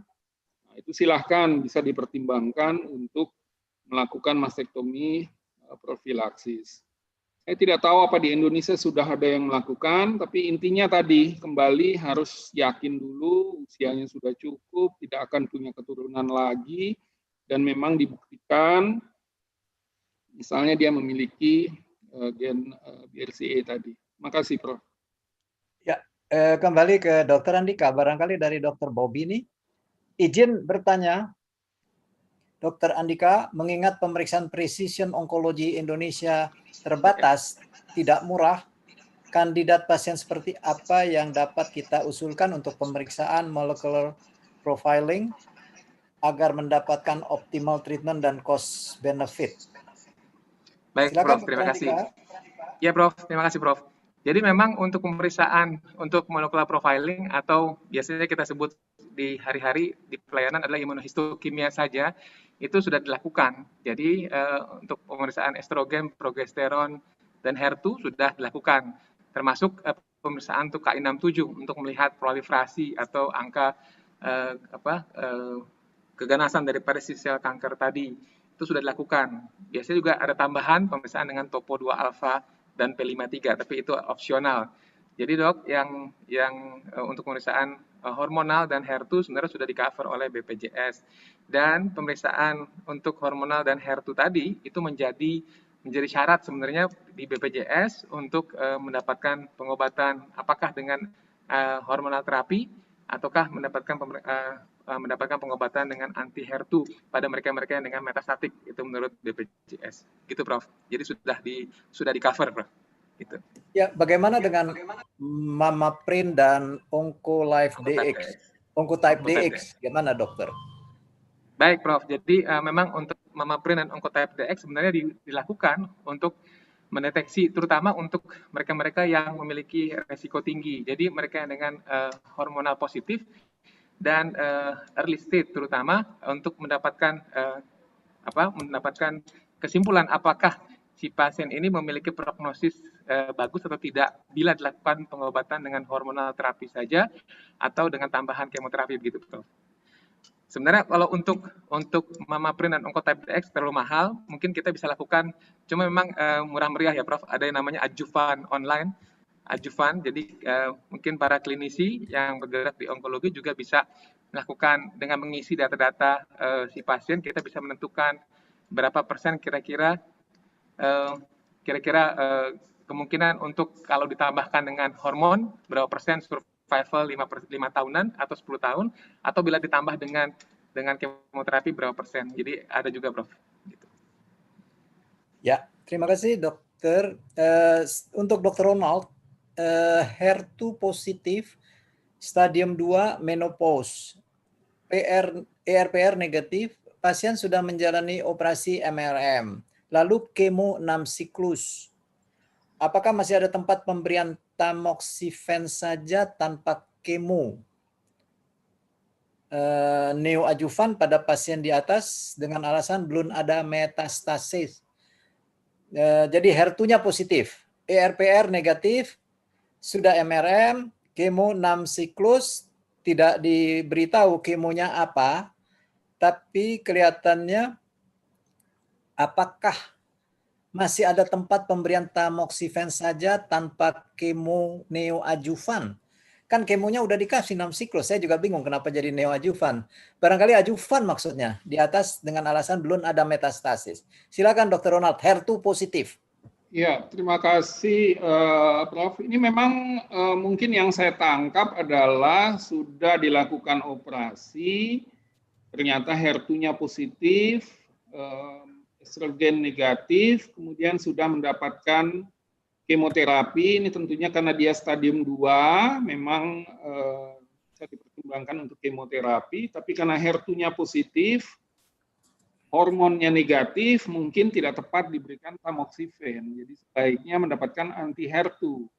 Yang ada di JKN memang trastuzumab belum untuk stadium 2. Jadi saya rasa mungkin kalau memang masih dimungkinkan pembiayaan, itu yang paling tepat adalah sesudah kemoterapi mendapatkan trastuzumab selama 12 bulan. Kalau memang tidak, stadium 2, HER2 positif, estrogen reseptor negatif, tetap tidak disarankan untuk mendapatkan tamoxifen. Terima kasih, Prof. Ya, jadi di sini jelas sekali pasiennya HER2 positif dan estrogen progesteron reseptornya negatif, dua-dua negatif. Jadi tidak ada tempat untuk anti hormonal. Jadi tidak ada tempat untuk tamoxifen, tapi yang harus adalah anti HER2-nya diberikan. Barangkali itu saya tegaskan. Ini barangkali juga untuk Dr. Ronald atau Dr. Andika yang mau menambahkan. Pasien selain deteksi dini atau adanya benjolan di PPK1, bagaimana peran dokter umum di PPK1 untuk pasien yang sedang dalam kemo? Seringkali datang ke PPK1 hanya perpanjang rujukan. Apakah ada yang bisa dilakukan oleh sejawat di PPK1? Apa yang harus dievaluasi? Mohon petunjuk. Silakan, siapa yang mau jawab, Dr. Ronald atau Dr. Andika? Iya, mungkin nanti Dr. Andika bisa tambahkan. Saya sedikit saja ingin mengatakan bahwa memang kita ini rujukan berjenjang sesuai dengan ketetapan dalam pelayanan kanker oleh BPJS Kesehatan. Memang semua harus mendapatkan surat rujukan dari PPK1 untuk kemoterapi yang berulang-berulang. Jadi setiap kali memang dia mungkin harus membawa rujukan, surat rujukan dari PPK1-nya. Nah, memang di PPK1 kan biasanya dokter umum. Dokter umum mungkin tadi ditanyakan apa yang bisa dia lakukan untuk membantu. Saya rasa sebagai dokter kita bisa memonitor secara berkala juga bagaimana keluhan yang dilaporkan pasiennya, kemudian ya tentunya apa sih yang ada di pemeriksaan fisik, mungkin untuk tadi saya sebut secara umum seharusnya semua dokter bisa memberi pertolongan pertama, entah ada keluhan mual, entah ada keluhan nyeri, itu bisa dibantu oleh dokter di PPK1-nya.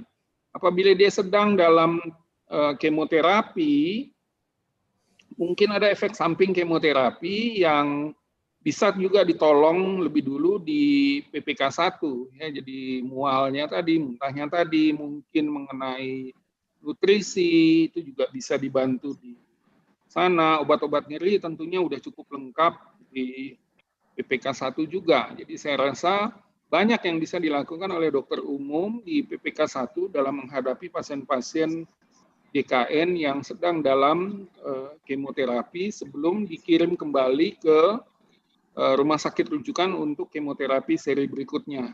Begitu, Prof. Terima kasih. Barangkali ada tambahan dari Dr. Andika? Baik, Prof. Terima kasih, Prof. Jadi memang untuk dokter di PPK1 dapat menanyakan apakah pasien ini habis kemoterapi atau mendapatkan pengobatan hormonal terapi saja atau sedang dalam pengobatan dengan radiasi. Jadi biasanya kalau pengobatan dengan radiasi dan kemoterapi akan cenderung terjadi neutropenia atau leukopenia, sehingga mungkin yang terjadi adalah terjadi infeksi atau demam. Jadi teman-teman yang di PPK1 mungkin bisa melakukan pemberian apakah antibiotik atau mendeteksi dan memberikan catatan buat dokter. Siapa tahu mungkin dokternya terlalu sibuk di PPK2 sehingga teman-teman dapat memberikan masukan ini perlu dilakukan lanjutan apakah radiologi dan sebagainya. Begitu, Prof. Baik.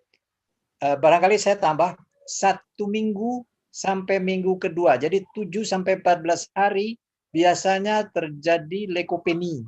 Disitulah yang harus hati-hati untuk melihat apakah ada demam panas atau diare. Jadi adakah febrile neutropenia, itu yang harus cepat-cepat dirujuk kembali ke dokter yang memberikan kemoterapi. Seperti dikatakan Dr. Ronald, biasanya acute itu biasanya pada hari-hari pertama pemberian kemo, mual muntah.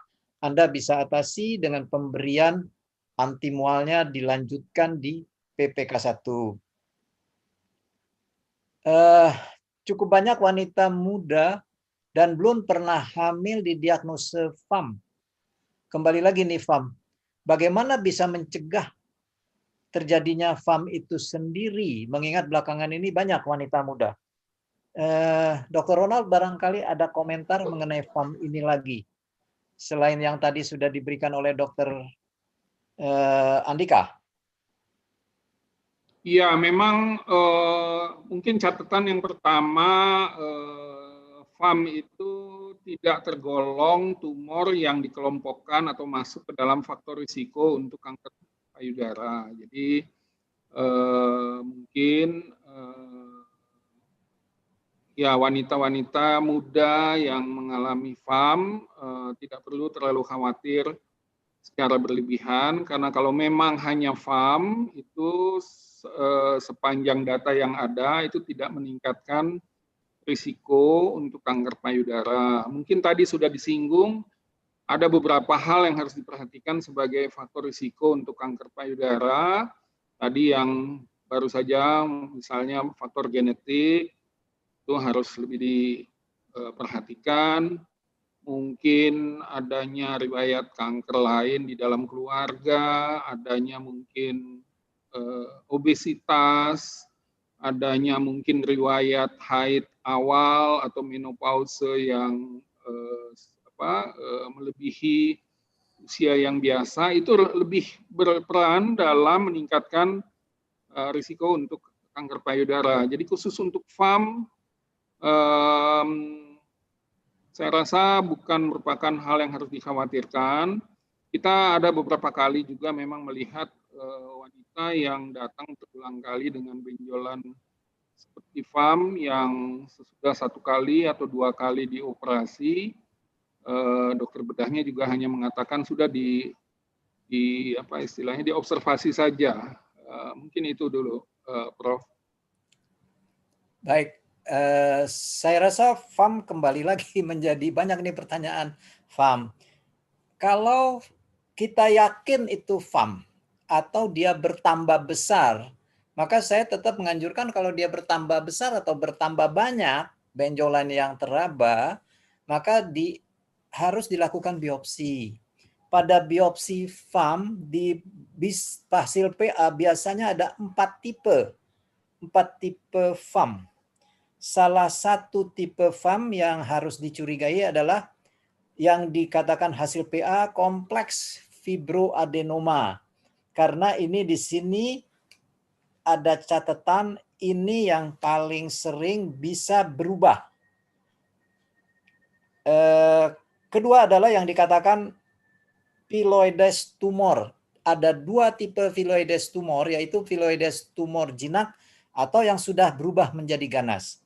Nah, jadi sebetulnya sebagian besar fibroadenoma tidak ada efek terhadap risiko breast cancer, kecuali yang 2 itu, yaitu kompleks fibroadenoma hasil PA-nya atau phylloides.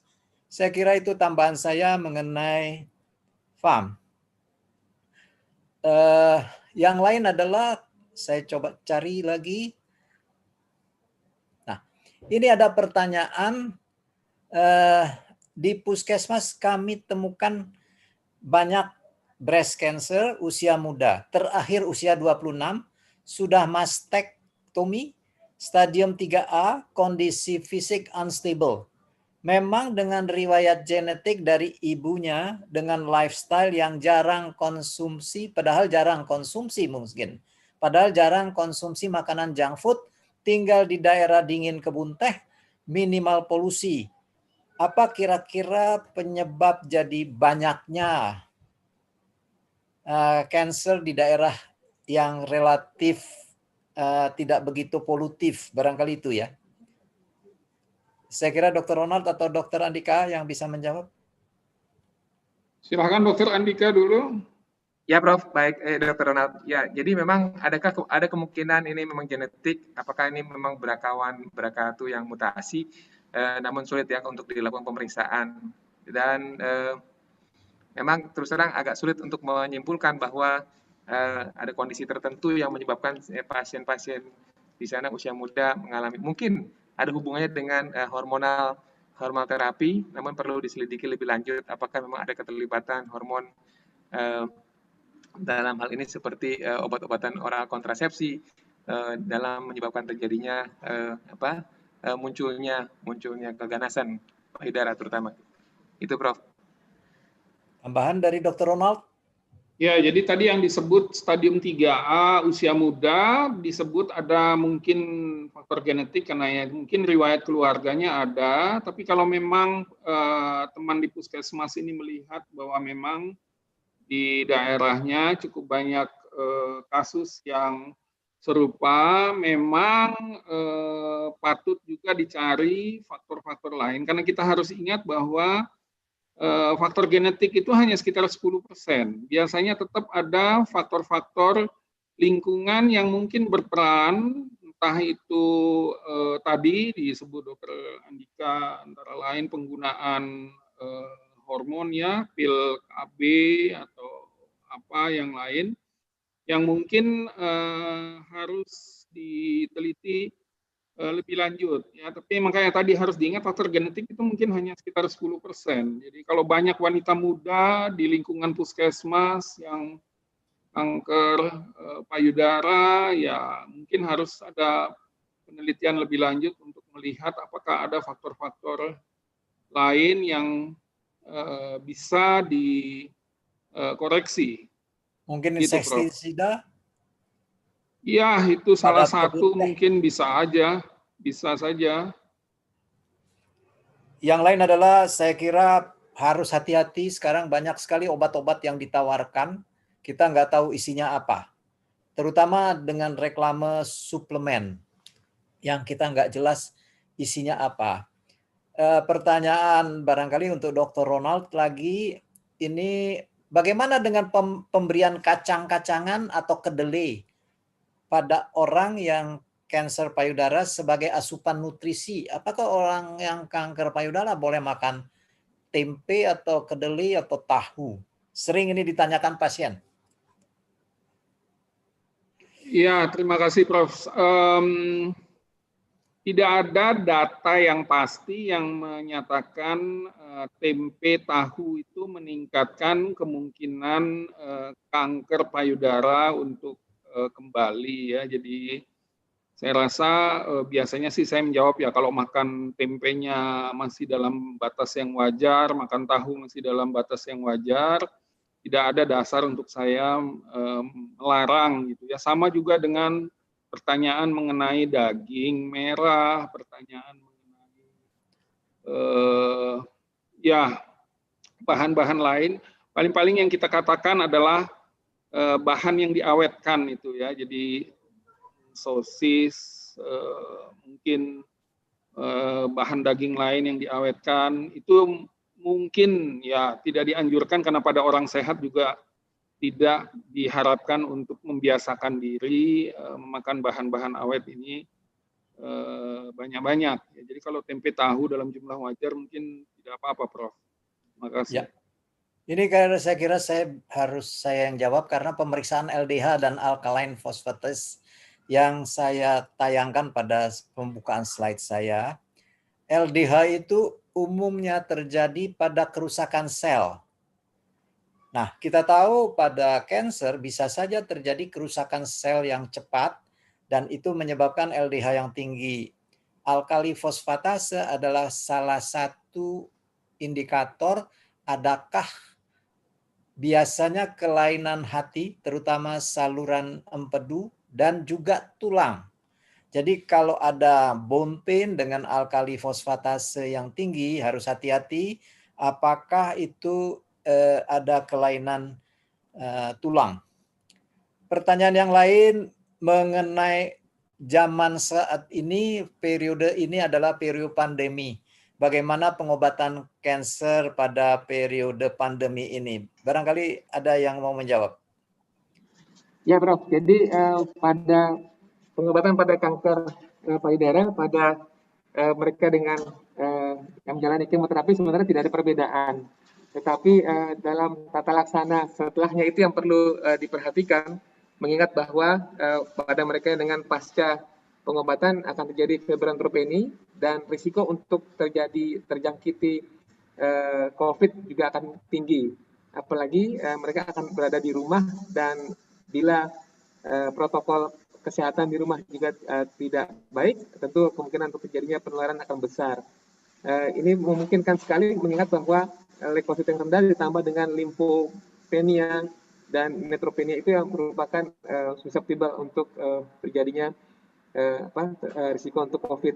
Kami menemukan Prof pada pasien-pasien yang tidak sedang kemoterapi tetapi menderita, contoh ada 2 pasien dengan limfoma dan satu lagi pasien dengan leukemia yang riwayat sebelumnya pernah diinduksi itu dia menjadi OTG. Jadi hasilnya positif tetapi tidak mampu untuk, jadi badannya tidak mampu untuk mengeliminasi virus COVID tersebut meskipun sudah dinyatakan negatif dan sembuh.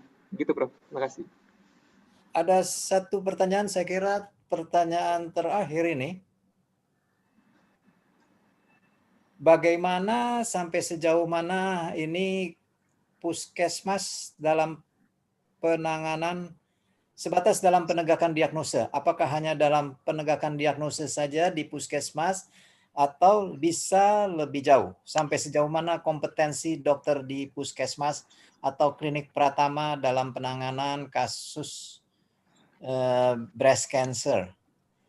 Barangkali itu pertanyaan terakhir sebelum penutup. Baik Prof, jadi pada pasien-pasien yang mengunjungi PPK 1 sebenarnya teman-teman sejawat di PPK 1 dapat melakukan, ya terutama buat kita adalah pemeriksaan fisik yang terarah dan untuk melaporkan kemudian juga saran untuk pemeriksaan lebih lanjut. Dan tidak lupa juga sebenarnya teman-teman sejawat di PPK 1 juga dapat memberikan rekomendasi sebenarnya untuk pemberian nutrisi juga Prof. Nutrisi untuk pasien-pasien, tentu kita tahu bahwa pada pasien-pasien dengan keganasan terutama itu membutuhkan nutrisi yang jauh lebih banyak dan protein yang siap saji, terutama protein dibandingkan karbohidrat. Itu penting. Dan ya selama ini orang juga menyatakan bahwa mengkonsumsi daging merah itu menjadi hal yang tabu pada mereka dengan kanker. Sebenarnya memang pada pasien-pasien dengan apapun daging merah sendiri tidak menjadi pro kanker, tetapi karena penyajiannya, apakah dia dibakar ataukah dia dibuat sosis, dikalengkan, itulah yang membuat dia menjadi lebih karsinogenik begitu Prof. Itu yang mungkin yang bisa dilakukan oleh teman-teman di puskesmas begitu Prof. Jadi cancer adalah lifestyle penyebab, salah satu penyebab adalah lifestyle. Hindari rokok, hindari alkohol, dan hindarilah makanan-makanan yang disebutkan Dr. Andika seperti makanan siap saji. Saya ingin mengucapkan terima kasih pada sejawat-sejawat yang mengikuti dengan setia sampai saat ini, dan barangkali ada penutup yang lain dari panitia. Di samping itu saya juga mengucapkan terima kasih pada PP Perhompedin dan juga tidak lupa pada sponsor yaitu Kalbe.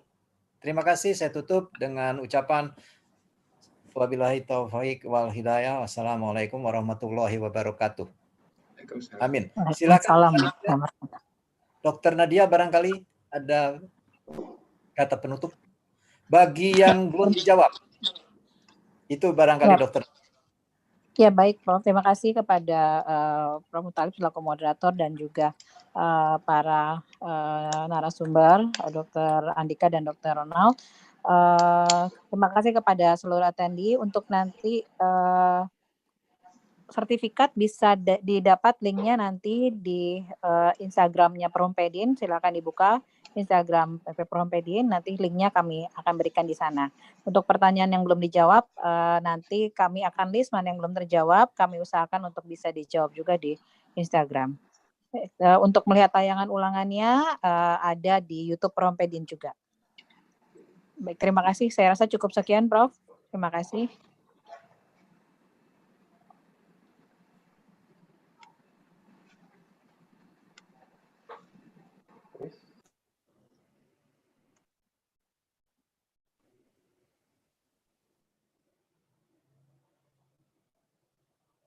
Terima kasih semuanya. Terima kasih Dr. Nadia. Terima kasih. Ya, Prof. makasih. Videonya boleh video boleh diinin lagi, silakan. Siap, Dok. Terima kasih.